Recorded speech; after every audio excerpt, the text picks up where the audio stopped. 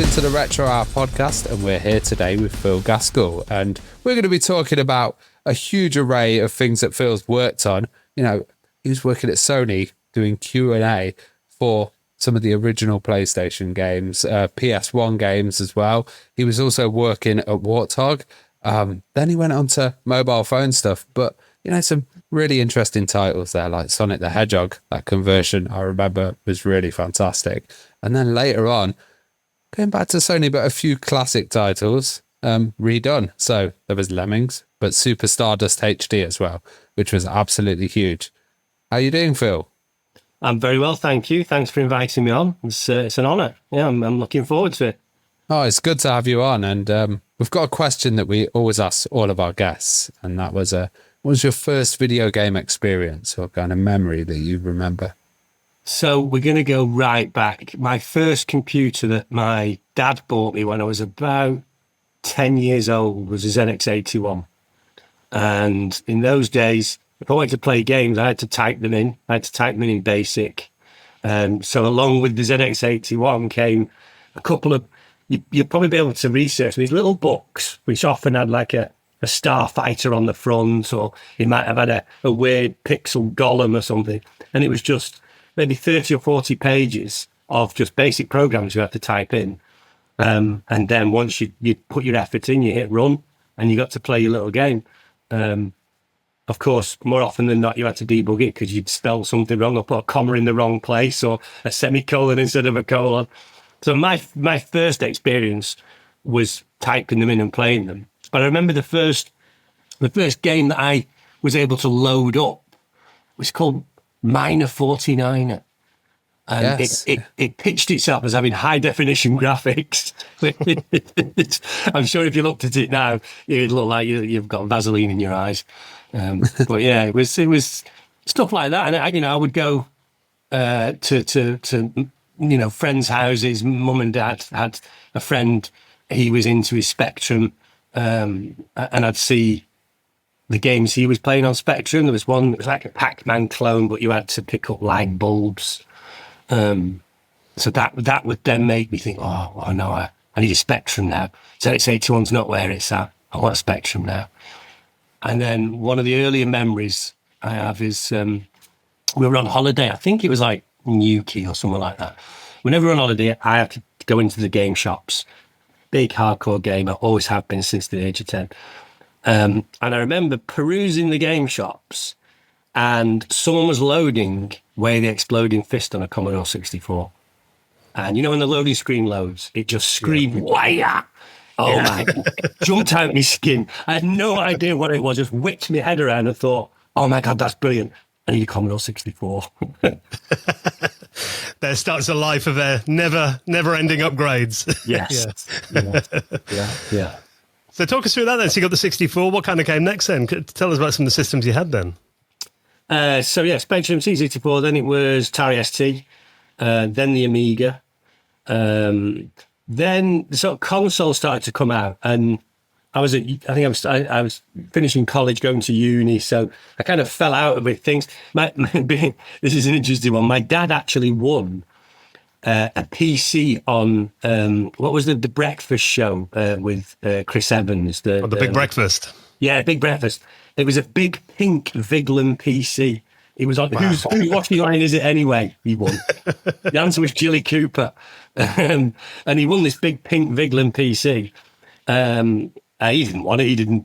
He plays cricket and football, and he was actually a computer programmer at Pilkinson's in St Helens, but never wanted to touch a computer when he got home. It was just a job for him.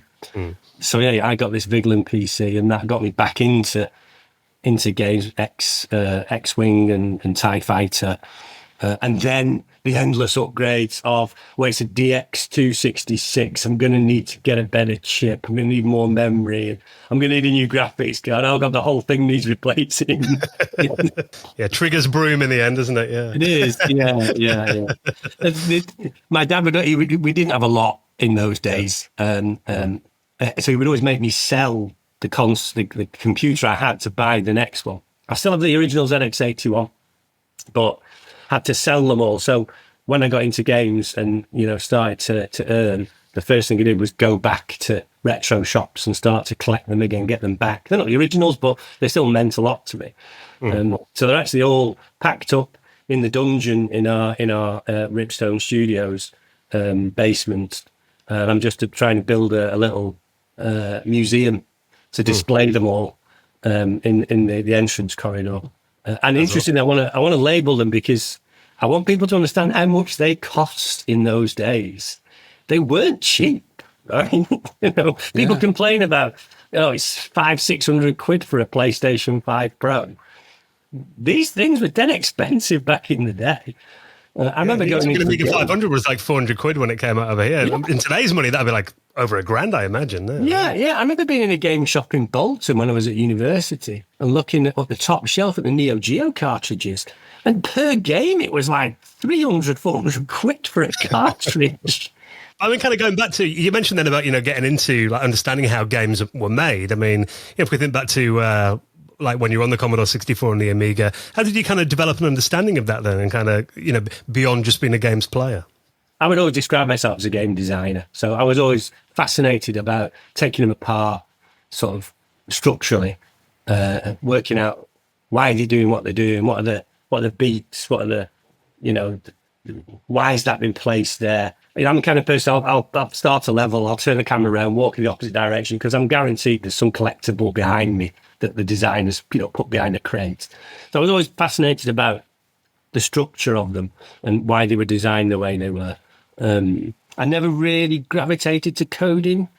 I did study it. I could never get my head around pointers and, indirect pointers and virtual pointers and stuff like that. But to break into games, so I started off after I came out of university, working in telecoms, a company called Mercury Communications. I think the later was acquired by Telewest and then Virgin. And I was programming telephony switches.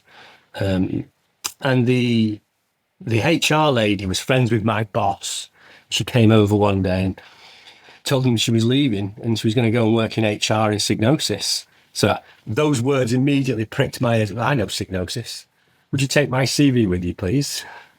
So she did, and she got back to me, bless her, and said, we've not got the experience. You need to know C and C++. And when I studied games at uni, I was the last cohort to study COBOL and not C. So the next cohort after me, they were all studying C, but I got left behind. And I think, ironically, you can earn six figures doing COBOL these days. It's such an archaic. Not many games are made in COBOL, though, are they? No. Some terrible databases. But so I went away and did a night course in C++, and got back to them and said, right, I know C++ now. Can I have a job? And they weren't taking on, but they were taking on testers for Sony. So that's how I ended up going for interviews for Sony. But I mean, coming back to what you were saying around the creation of it, I would do a lot. I used to like taking colour packs and trying to draw them in D-Paint or Dagis Elite. That's kind of where I started to learn about the sort of creative side, the art side. And I knew enough about programming, still know enough to get by, but it's game design is where it's at for me. I was wondering then, you said you joined Sony in QA. That period of time must have been crazy at Sony, because was it just after the PlayStation had come out and just before? Just before, so you were there on the kind of crest of the wave. Yeah, I'm actually going to a reunion in September, so we celebrate 30 years, so the forming of the company. So I'm going to go and meet a load of old friends.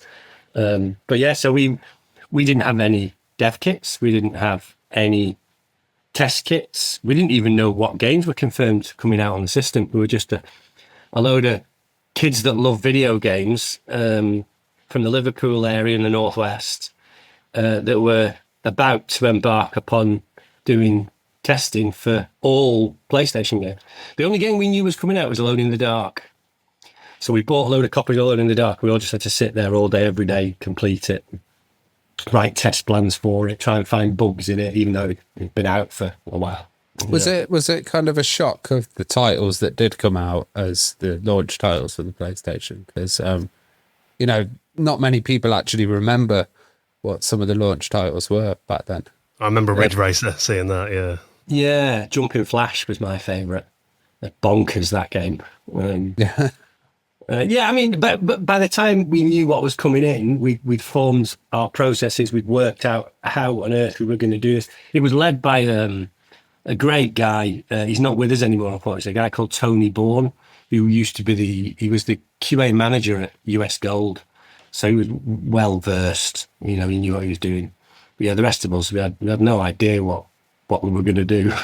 I'm interested kind of inside the company as well. Obviously, Sony were pretty much a newcomer to the making consoles, and at the time, with Nintendo and Sega being well established. Do you remember much of the feeling about were they really confident that the PlayStation was going to be massive? Obviously, it had been out in Japan before, but any memories of that kind of the pre-launch?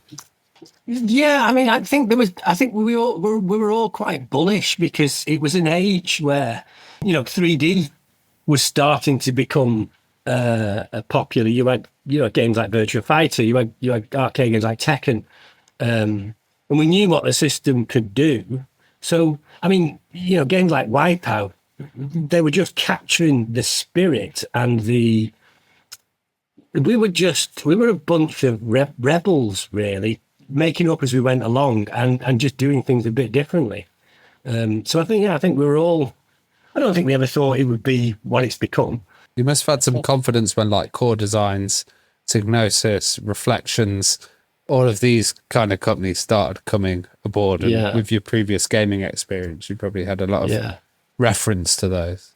For me, it was a dream come true. I got to go and visit a lot of them, go and see the offices of Core Design and speak to the founders when they were working on one of the Tomb Raiders. I think they did a ninja game. So that was in development. I can't remember the name of the ninja game, but I remember them developing it at the time. I got to go and see the offices where Quake was being published. GT Interactive were publishing that. I was in a Gothic church. It was mad. So yeah, it was the first ever party that Sony held was at Namco Wonder Park, and all the arcades were on free play. I mean, as a kid growing up, one of my wishes that the genie in the bottle was going to give me was an infinite bag of 10p's. There it was. There on the table, everything on free play. Wow. But you never wanted to leave. No. Well, going back to your job then in QA, what was kind of the process of testing and verification of a title? And did you find many weird things that you remember? Anything that sticks in your mind? In the old days, it was split into two. So you had functionality testing. So you would generally, can you make it crash? Can you do things to it that will just make it break and do daft things? And then there was what we call the TRCs, the technical requirements. So they were much more about creating a consistent set of behaviors for all games. So the X button and the triangle button and the square buttons, they all had to do certain things forward and backwards in menus. Some of the funny things we'd see people do is controller insertion tests. So in those days, they weren't wireless controllers. They plugged straight in. And so you hold the machine and just insert and remove the controller 100 times to see what it did. Same for the memory cards. So you had all these TRCs that they had to adhere to. But the fun stuff was always the functionality testing, was that sitting down and really trying to break it. These days, they don't do any of that anymore. You can patch your game pretty easily. So nobody really does the functional testing at the platforms. They just look at the TRCs. And games are more complex, so the TRCs have got bigger and bigger and bigger. I remember of all of the publishers, EA had a special deal. They had this with everyone. We had a contractual obligation to turn every submission to us round in 30 days. But we'd always do it in 2 weeks. We'd always do it in 10 days, 10 working days. EA, we only had 5 working days. That was the deal.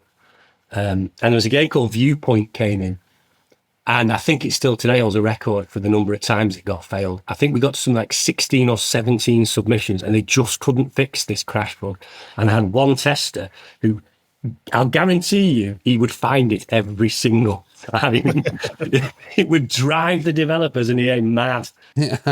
I was wondering, then with Psygnosis, you ended up moving to them, and had they been acquired by Sony at that time as well? They had, yeah, but they hadn't really kind of absorbed them. The Psygnosis name still existed. Everyone still thought of themselves as Psygnosis there. They didn't think of themselves as Sony. It took quite a while before Sony Liverpool became a thing. I think they still use the Psygnosis name today as an accounting thing, but it still felt like Psygnosis. And yeah, it was exactly what I thought it was going to be. It was crazy. The smoking dope on the grass at the front. It's like the stories you hear were all true.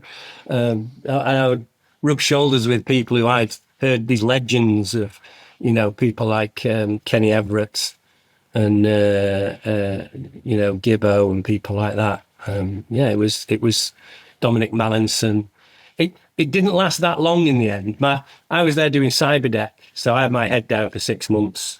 It was a bit of a difficult project. I kind of acquired something that it was 2 years late and 2 million too much.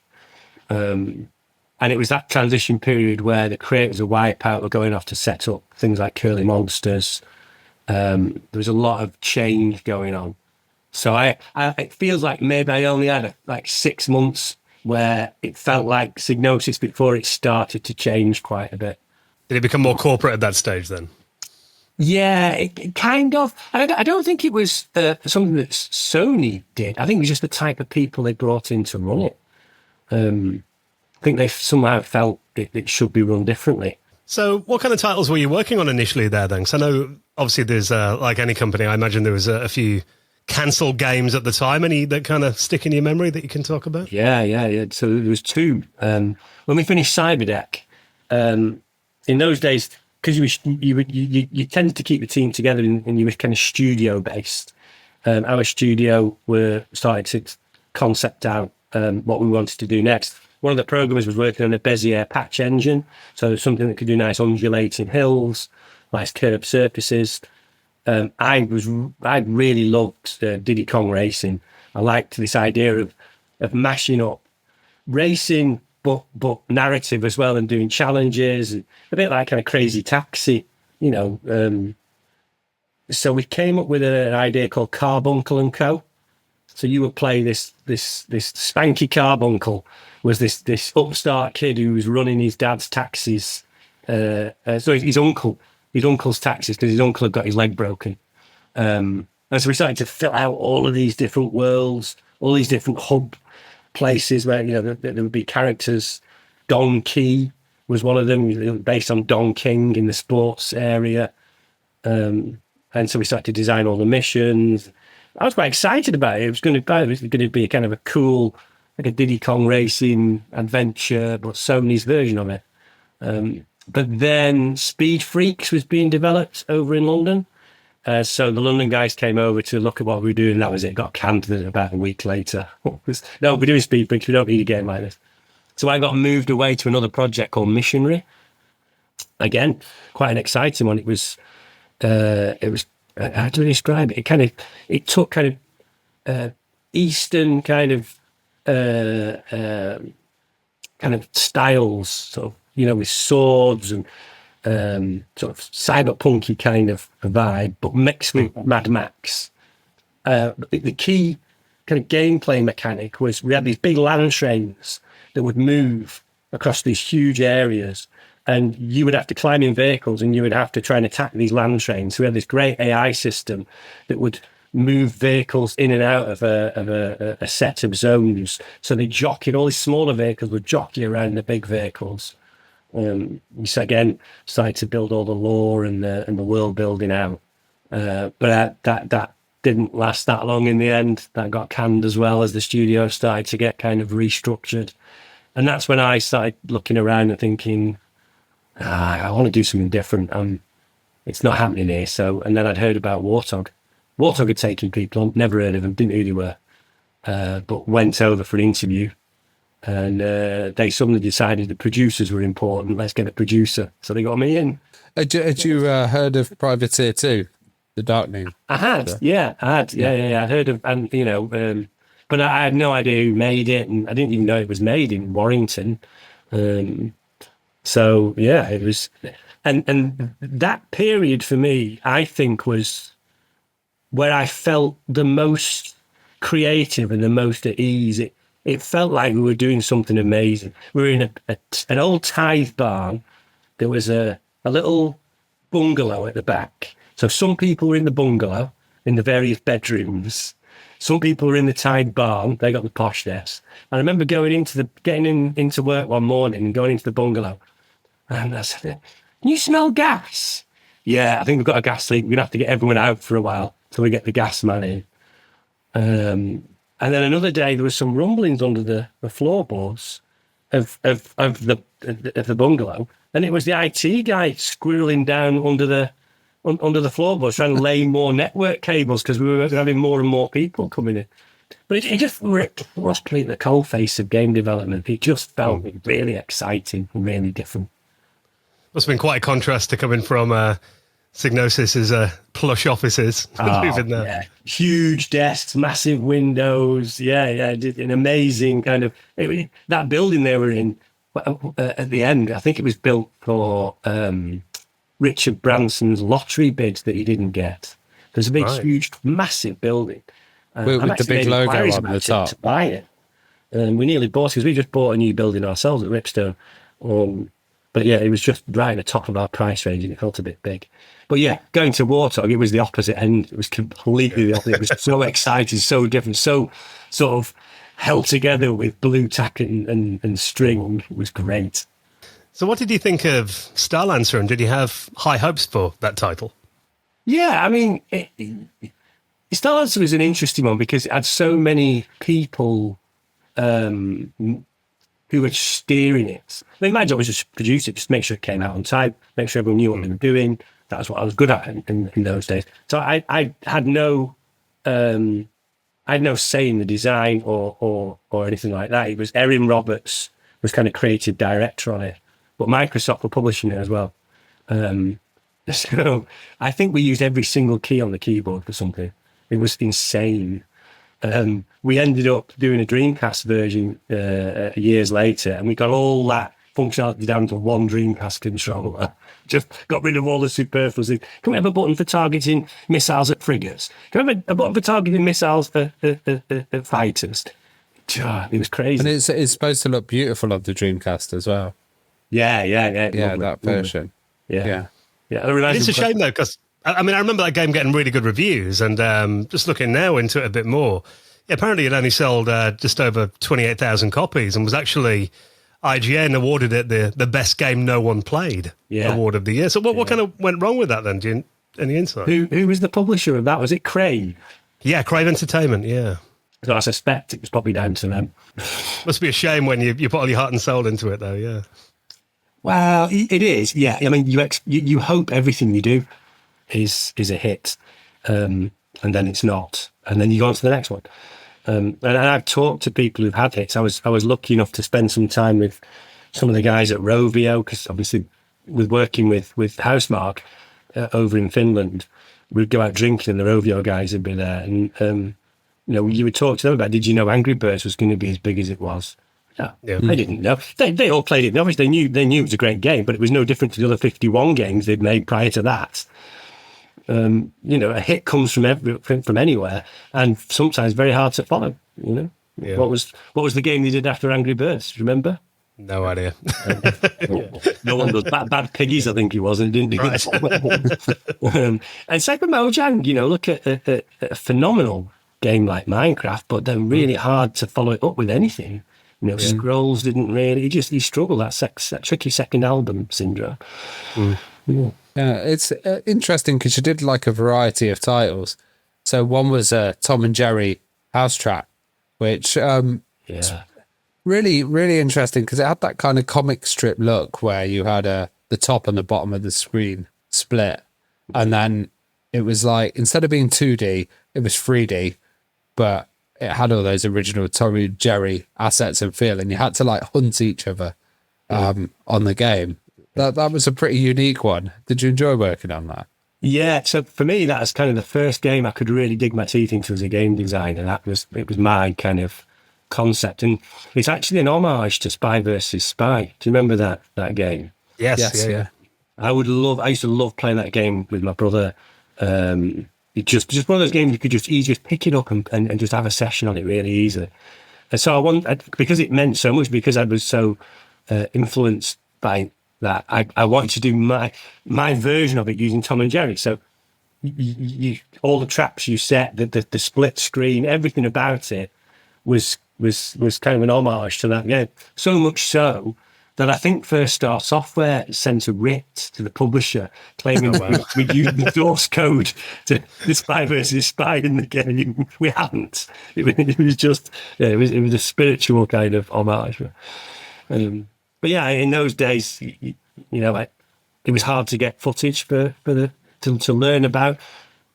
Because whenever I set about designing something, I like to really sort of immerse myself in the IP. As I've worked on quite a few different licensed games, I like to really learn everything there is about it.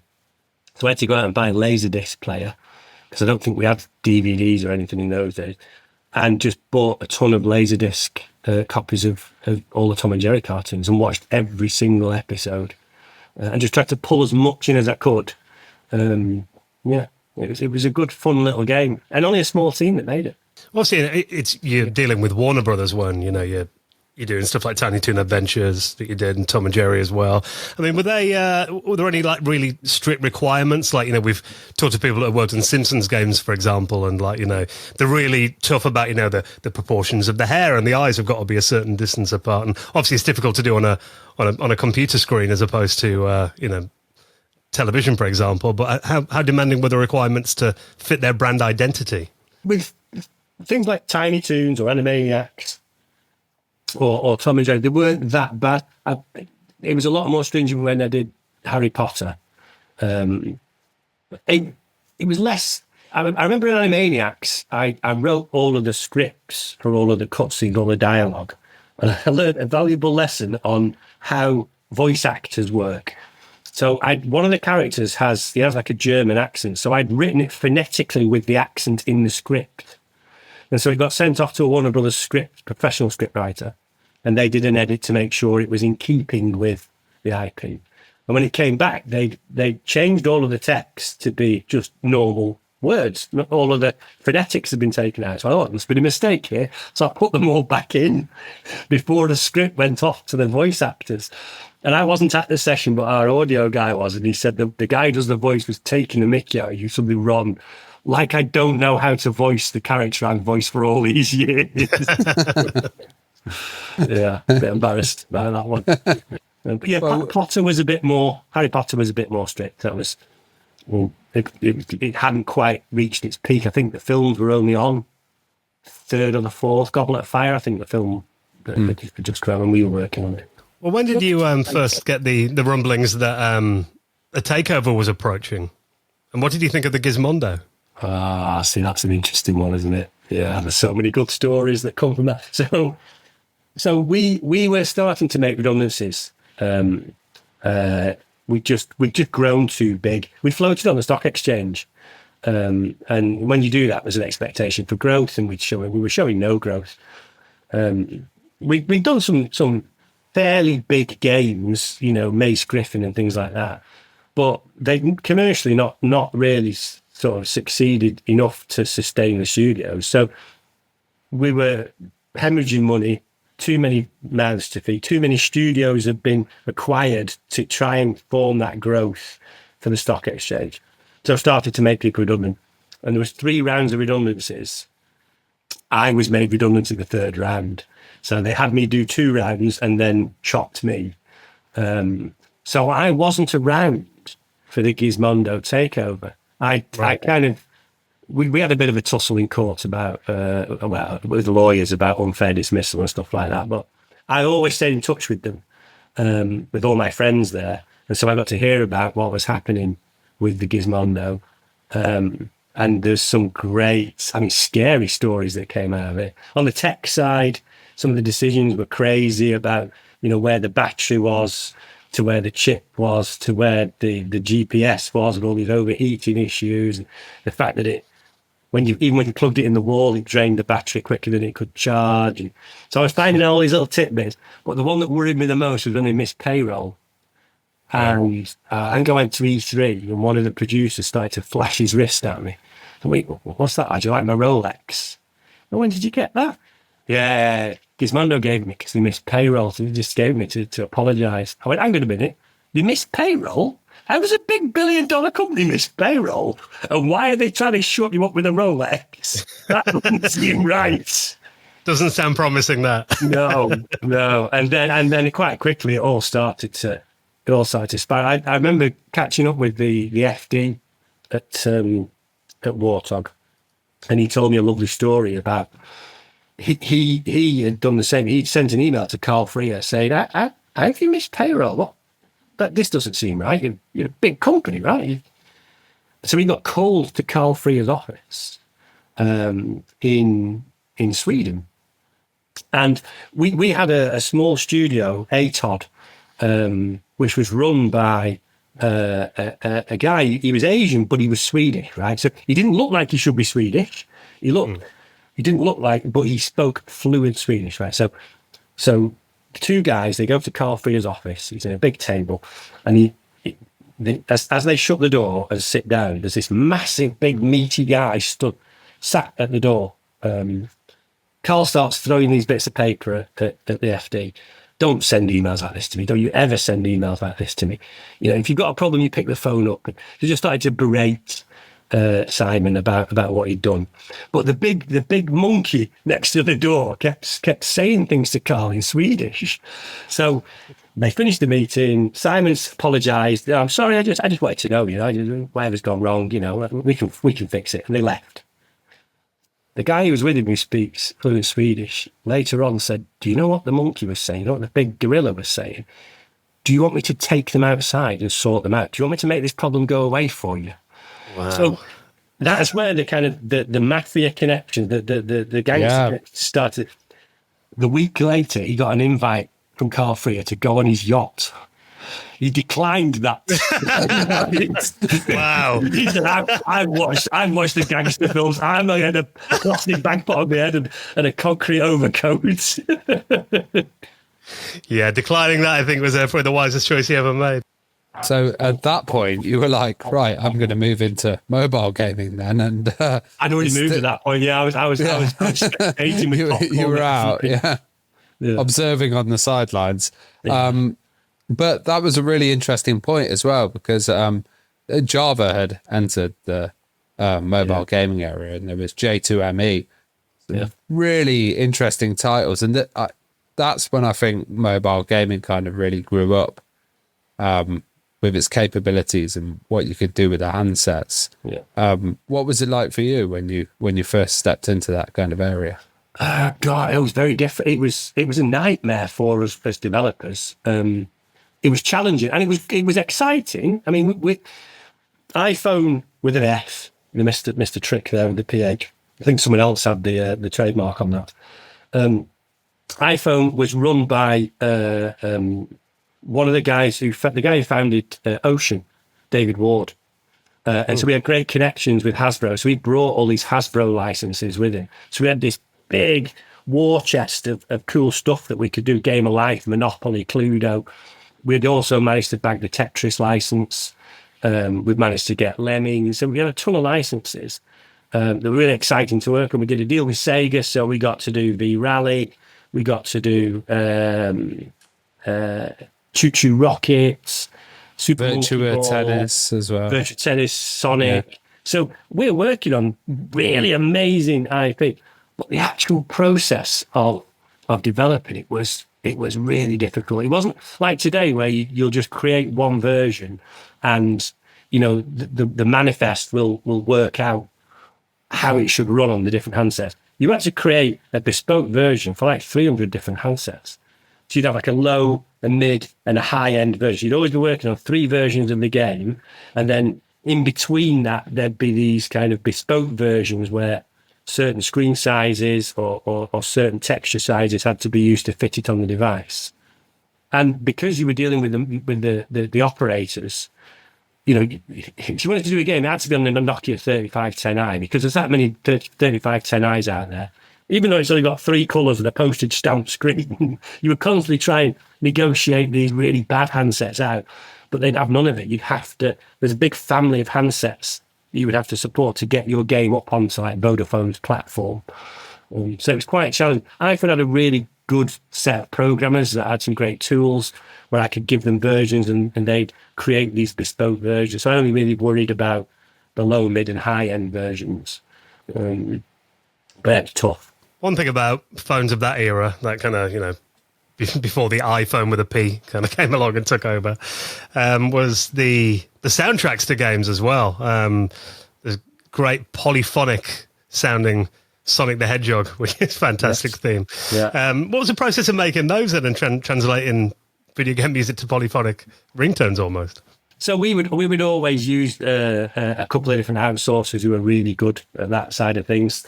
I never really got, I didn't need to get involved. I would you know, give them the source material, and they would, the little geniuses would come back with great sounding music.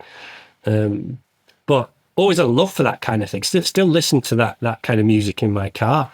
You know, I have a couple of CDs with old school chip tunes on it. There's nothing quite like driving down listening to Last Ninja's soundtrack, or you know, Saxon and Delta and stuff like that. You know, I think that's awesome because like after that, you know, J2ME period, mobile gaming kind of blew up, and that really helped establish it and make it become a thing. And, you know, people take it seriously. And now the market is absolutely huge. But you ended up then going back to Sony. I did, yeah. As a senior producer. So how was it kind of going back to Sony after those years and the changes that had happened there? It was exciting. I mean, Glue Mobile had come in and wanted to acquire iPhone. And that's when I first met Christian Sergestrahler. And he basically came in, they bought the studio, and of course they measured on a map how far London was from Manchester. It's not that far, everyone will move, won't be a problem. Of course, nobody wanted to move to London. We're all quite happy in the Northwest doing what we do. So there's a lot of redundancies. And I'll never forget, because I've been through it at Warthog and I knew what it was like to be on the other side of the desk. He called me in to basically make me redundant. And he told me what the package was. And I said, "That's brilliant, where do I sign?" He went, You're not going to shout at me. You're not going to have a go at me. Everyone else has had a go at me for coming in and shutting the studio down. I went, "Christian, you're going to buy me a lovely plasma television. It's going to be fine. I'm sure I'll find another job. We're all right. Don't you worry. I'm not a problem." And I'd heard from a friend of mine who was a producer over at Sony that they were looking for more producers for PlayStation. So I went in and interviewed. And did probably one of the best interviews of my life. Got offered the job there and then. And it was brilliant. It was like the old days, but just a bit more. The people were still trying to do brave different things, but it was just a little bit more organised than before. Do you know what I mean? My friends from QA were still there. But yeah, my job was to try and create as many games for what was called the EDI, the Electronic Distribution Initiative. It became PSN eventually. So my job was to sign as many games as I could to make the PSN a mature, look like a mature service at launch. And that's where I met my business partner, Leo. And together we ended up setting up Ripstone after 5 years. And I always joke, he was the producer, the external producer on Little Big Planet, Little Big Planet 1, Little Big Planet 2, Little Big Planet Vita. So we did 3 games in those 5 years. I think I did 25 or 26. But they were the little $5-6 download games where you could just do something a bit daft, a bit different. You know, you were doing things for the sake of doing them rather than having to go to greenlight meetings every month because you're spending tens or even sometimes hundreds of millions making a real tentpole game. And you were kind of left alone to just do exciting stuff and find new stuff. I would always be up in front of the Sony board presenting the games I wanted to sign. I was kind of a regular fixture, so I got to know a lot of the higher ups, some of whom became a mentor for me later on when I set the company up.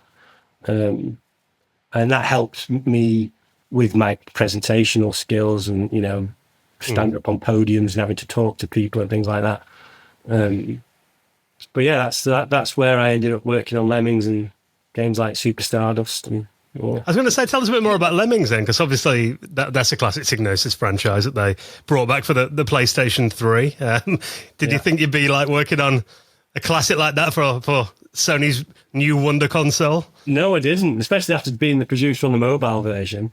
But I'm really glad I did, because Team 17 did the work, and that led me to become really good friends with the guys over there.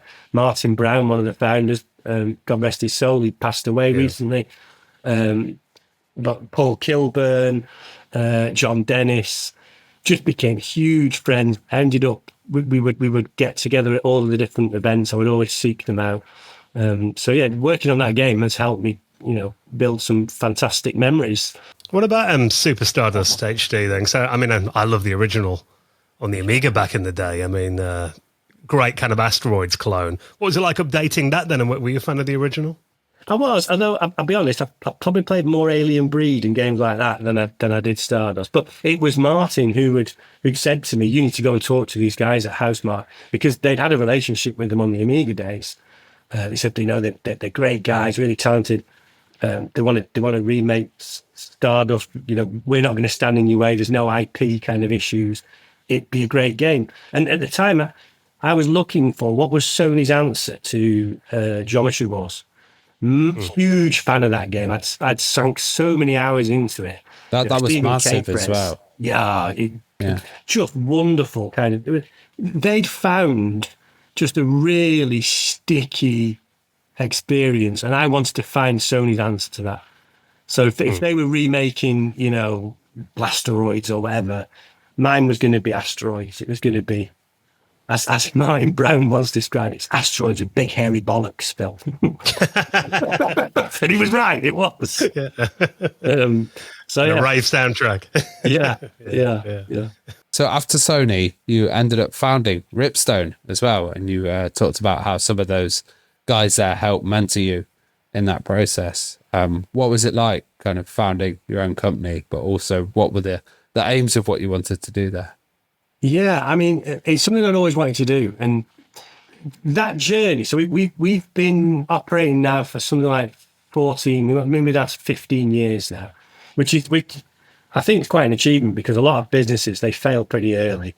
And the entire journey was very serendipitous, I think.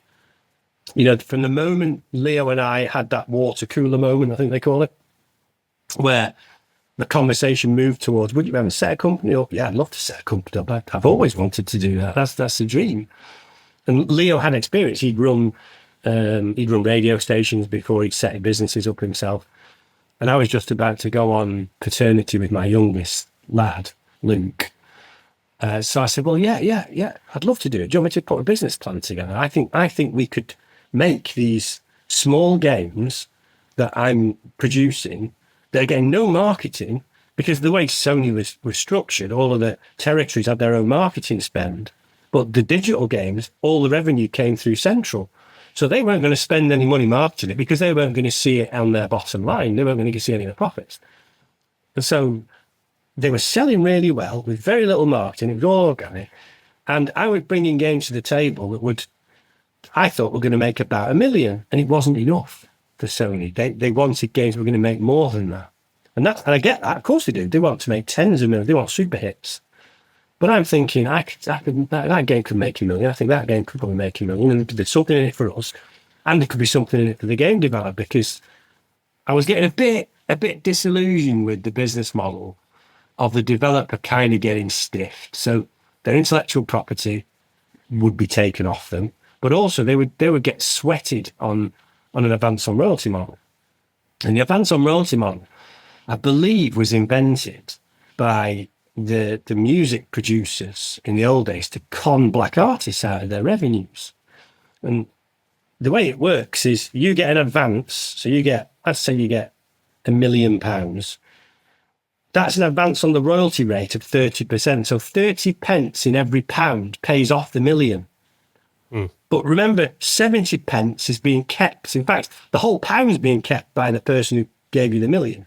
To scale that down, the number of units that these people had to sell to just clear the money they'd been given to make the product in the first place, it was never going to make them any money. I would see a lot of people. I was out at every event talking to every developer, and they would all say royalties are a myth. I thought, I want to set a company up where they're not a myth, where it's a 100% recoup. So every pound is paying off all the money it took to make the game. And as soon as all the money's been made back and we're happy, it's wiped its face, we share revenue better. We do 50-50, we do 60-40 in their favour. Because they're the creators. They're the ones that you need to keep going. People like that need to be in a job, because otherwise we won't have any more games, won't we? You know? So I set about creating this business model. And Leo went to parents' evening and got chatting to one of the parents. And he said, "What do you do?" "I'm a producer at Sony." He said, "Oh, I want to set this business up." And this guy, Charlie used to be a record plugger back in the day. It was Charlie's fault that Wet stayed at the #1 spot for as long as it did. He had a big army of kids that would go out and buy the records and keep them at #1. Like 14 weeks or something, wasn't it? Yeah, I remember. So Charlie says, "Oh, you should speak to my mate. My mate Will. He's in the film industry. He's looking for something to invest in." So I thought, "Oh, well, all right then." So Leo came back. He said, "I've got this contact. He's from the film industry, but I think we should go and meet them." And I'm thinking, well, I've got my presentation ready. I've got all my numbers. I've got my plan. I know what I'm going to pitch. Thinking, film industry? What do they know about video games? We'll tell you what, Leo. We'll do it to this guy. We'll make a complete pig's ear of it. Don't worry, because we'll use this as a little kind of practice run for when we talk to the games people. So we turn up in Soho at this chap's office. It turns out Will is a really big deal in the film industry. We didn't know it. He's a really big film producer. He'd give Shay Meadows his break. He'd funded Dead Man's Shoes. He'd done a lot of good films. He had the rights to stuff, Hurt Locker and stuff like that. And on his desk, he had a copy of Edge magazine, which had Little Big Planet on the cover, and an interview with me on page 13. As far as he was concerned, the two biggest experts in the games industry were sat to him, pitching a business plan. And he'd just sold his company to Canal Plus. His company's called Optimum Releasing. And he sold his company to Canal Plus, and he was exiting.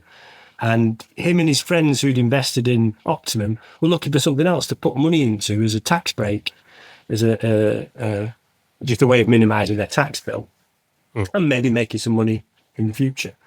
And so he looked at this business plan, and it was very similar to how he approached filmmaking. He didn't understand how you made games, but he understood how he wanted the finances to work. So at the end of the meeting, he said, "I'm in. I'll invest. I want you to meet my money man." So we kind of walking out of this office in Soho, looking at each other thinking, well, that one didn't go the way we thought it would. And then we met his money man, a lovely man called Paul Higgins, sadly not with us anymore, a serial entrepreneur. And I remember we were in a place called Bob Ricard's in London, which is like a bar and restaurant, but it's all done out like old classic train carriages and train seats. And I opened the laptop up to give him the same pitch, and he just shut the laptop and just went, "Just tell me about you. I just want to know about you, your kids, family, who you are. I'm invested in you. I'm not Will already says this plan's great. I want to know about you." And we came out with the investment. What we thought was the investment we needed, which was £1 million. And Leo said halfway through he wanted to press the button. There's a button that said "press for champagne." He doesn't wait to hit the button all the way through. Well, yeah, we ended up. Yeah. They put some money in, we put some money in, and then their friends topped it all up to £1 million. And then we set about investing in games. We invested in Knit Underground with Nicholas. We did Stick It to the Man with Klaus, and a few other titles. Well, one that I want to talk about, because I was actually playing this on my Nintendo Switch on holiday last week on the balcony in Spain. Pure Pool, which, I love pool games, even going back to like Archer McLean's Pool on the Amiga back in the day, and Pure Pool. If anyone hasn't played that, it's by far my favourite pool simulator on modern platforms. And actually, you're going to be doing a follow-up to that soon, aren't you? Pure Pool Pro. We are. Tell us a bit more about this thing. I'm very excited about this. Yeah, so Pure Pool came about. So one of the titles I did on PlayStation 3 at Sony was Hustle Kings, with a company called Vufu. Great lads, really talented. Only a small, like 3 or 4 man outfit at the time. But the guy who ran it, Mark Williams, really clever guy.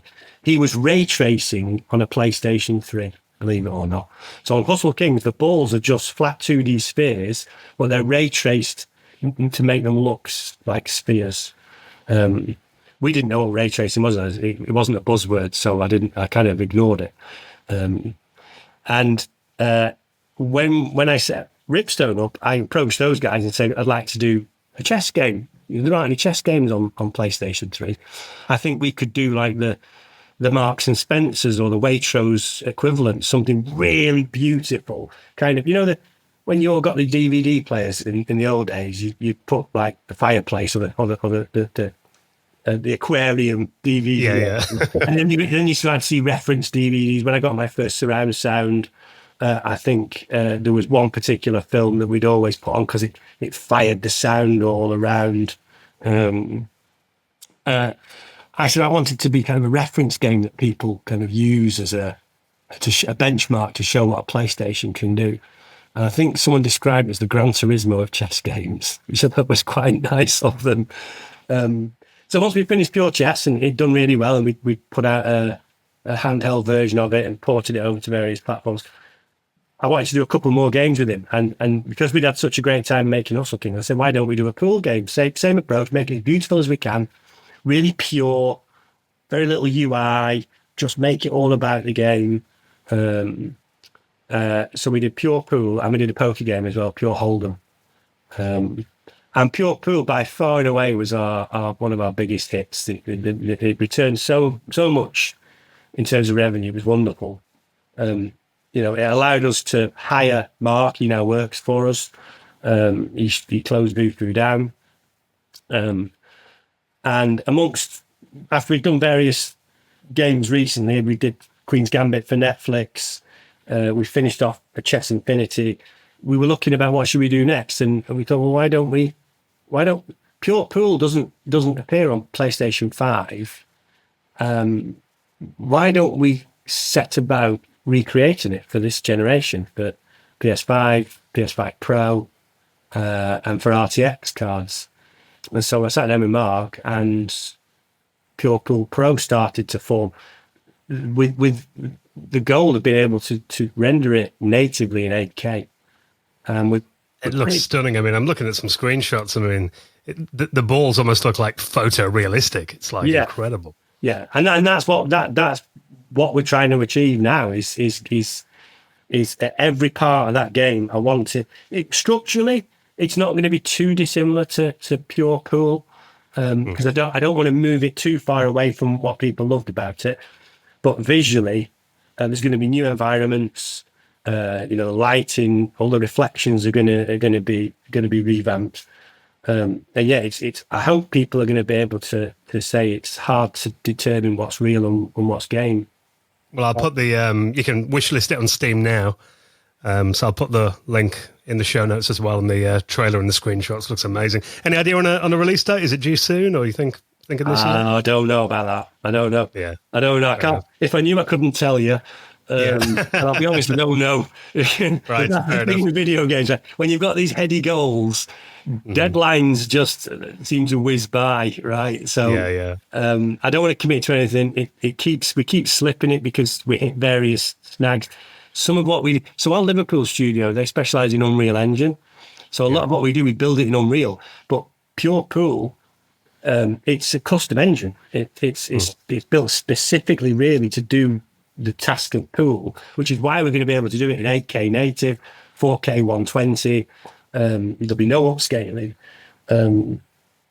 So taking the assets we build in Unreal and the lighting that we try and perfect, and taking that over to the custom engine doesn't always go as smoothly as you'd like.